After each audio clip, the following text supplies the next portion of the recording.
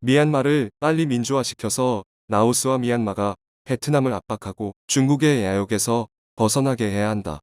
라오스 정부에서 중국 돈 안 갚는다고 발표 한번 해봤으면 하는데. 안녕하세요. 사방이 육지로 둘러싸인 동남아시아의 내륙 국가 라오스가 최근 세계의 이목을 집중시켰습니다. 중국과 라오스를 잇는 총 길이 1035km의 철도가 얼마 전 개통했기 때문인데요. 그런데 10철도를 두고 세계 언론은 라오스의 경제 몰락을 예견하고 있어 충격을 주고 있습니다. 라오스의 경제 성장을 약속하며 중국의 자본으로 지은 철도인데 이것이 결국 라오스의 목을 죄는 빚덩이가 될 수 있기 때문입니다. 심지어 일각에서는 중국과 라오스를 잇는 철도가 중국의 세계 패권 장악에 불씨를 당기는 도화선이 될 것이라는 주장도 제기되고 있습니다. 반면 한국은 최빈국의 오명에서 벗어나기 위해 만간 힘을 쓰고 있는 라오스를 돕기 위해 팔을 걷어붙였습니다. 고질적인 식량 부족을 겪고 있는 라오스에게 매년 1320톤의 쌀을 지원하기로 결정한 것인데요. 또한 한국인 기업인이 설립한 기업이 라오스 국민들을 먹여 살리며 경제 성장을 이끌고 있습니다. 오늘 이슈거리에서는 앞에서는 국가 발전의 동반자를 자처하지만 뒤에서는 거대한 음모를 숨기고 있는 중국의 추막한 실체에 대해 알아보겠습니다. 보릿고개의 고통을 누구보다 잘 아는 한국은 UN 세계 식량계획 WFP를 통해 라오스의 쌀을 지원하고 있습니다. 올해 6월 약 15억 원 상당의 한국 쌀 1320톤을 라오스에 지원했는데요. 품질 좋은 한국 쌀은 라오스 국민들 사이에서 반응이 뜨거웠습니다. 특히 한국 쌀로 학교 급식을 시작하자 아이들이 학교에 가는 것을 더 좋아하게 됐고 출석률과 학습 성과도 높아졌다는 현지인들의 얘기도 전해졌죠.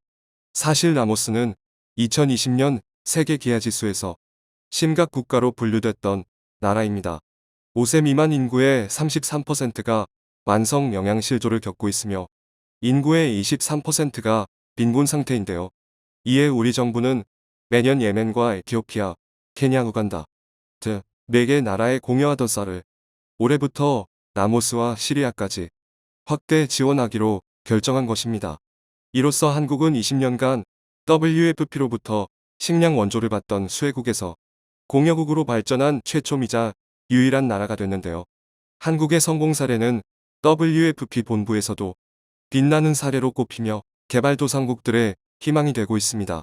이에 데이비드 비즐리 WFP 사무총장은 지난해 11월 11일 한국농업인의 날 행사에 참석해 감사 인사를 전했습니다.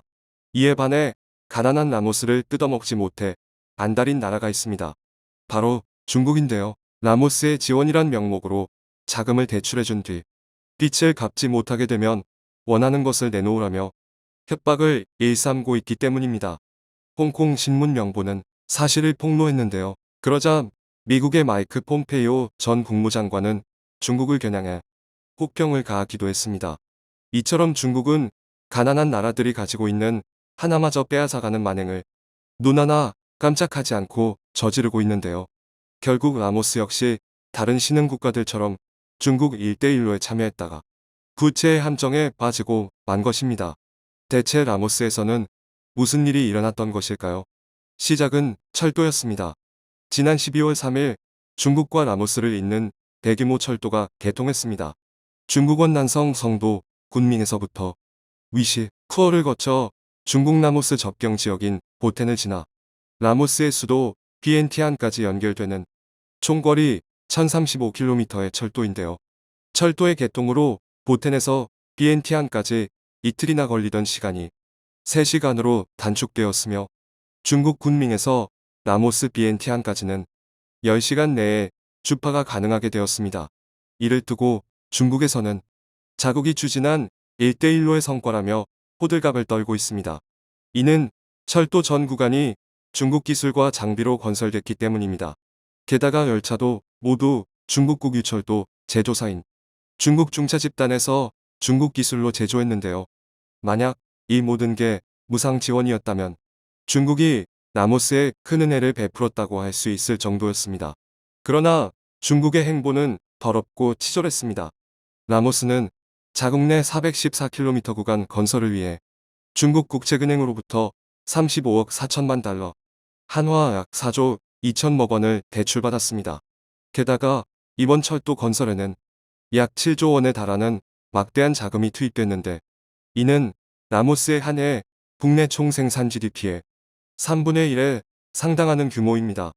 파이낸셜 타임스는 이번 철도가 라모스 역대 최대 규모 공공 인프라 사업이라고 보도했을 정도입니다. 이를 두고 국제 신용평가사 피치는 비용 편익을 따졌을 때 경제적으로 충분히 타당한지 의문이라고 지적했습니다. 게다가 원래는 이 철도가 2027년부터 흑자를 낼 것으로 예상했지만 코로나19 확산세로 불확실성이 커진 상태인데요. 때문에 과연 라모스가 이 거액의 부채를 상환할 능력이 되는지를 두고 세계 여론이 의문을 품고 있습니다. 동남아의 대표적인 빈곤 국가인 라모스가 절대로 감당할 수 없는 액수이기 때문입니다. 실제로 피치는 라모스의 국가 부채가 165억 달러 약 19조 6천억 원이며, 이는 라모스 GDP의 65%에 달한다고 추정했습니다. 또한 피치는 라모스의 국가신용등급을 CCC로 평가하며 채무 불이행 상태인 디폴트가 발생할 수 있다고도 경고했습니다. 그런데 이렇게 심각한 라모스의 경제를 살릴 구원투수로 한국인이 설립한 코라오 그룹이 주목받고 있어 화제가 되고 있습니다. 라모스의 삼성이라고 불리는 코라오 그룹은 직원 5,000명에 연간 4,500억 원이 넘는 매출을 올리는 라모스 국민기업입니다. 1997년 라모스로 건너간 오세명 회장이 자동차 조립 판매 사업을 시작으로 코라오 그룹과 인도차이나 뱅크를 창업해 꾸준히 성장시켜 왔는데요. 최근에는 베트남, 미얀마, 캄보디아 등 인도차이나반도 국가에도 진출해 활발히 사업을 펼치고 있습니다.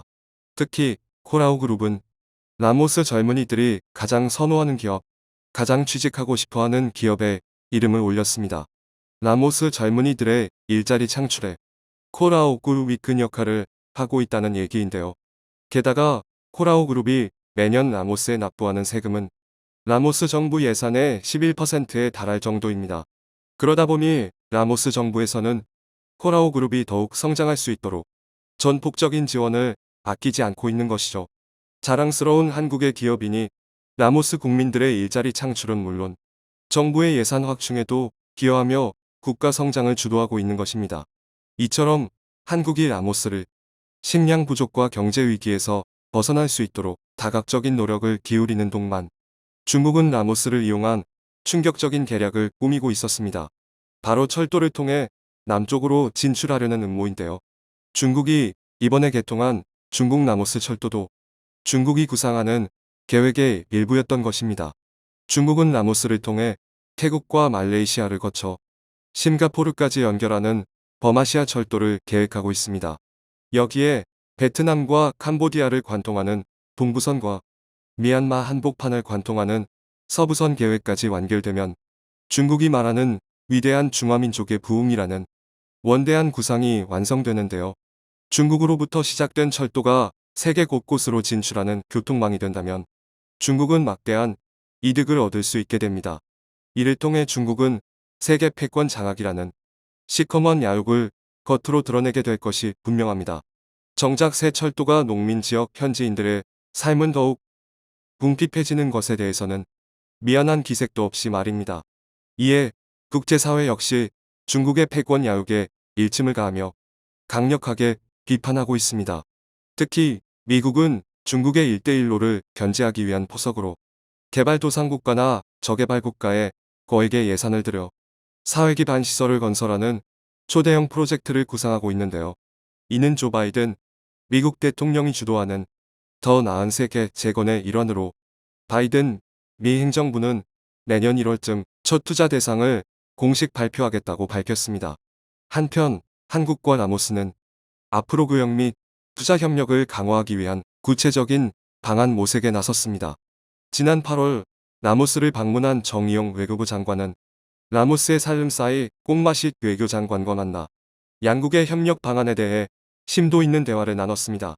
더불어 지난 6월 체결된 한라모스 간 국방협력 MOU를 토대로 양국 간 국방 및 방산 분야에서의 협력도 강화해 나가자고 협의했는데요.